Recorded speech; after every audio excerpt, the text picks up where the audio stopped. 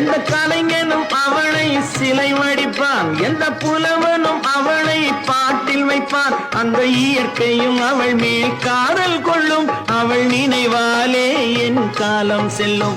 நான் பார்த்ததிலே அவள் ஒருத்தியை தான் நல்ல அழகி என்பேன், நல்ல அழகி என்பேன். நான் கேட்டதிலே அவள் வார்த்தையை தான் ஒரு கவிதை என்பேன், ஒரு கவிதை என்பேன்.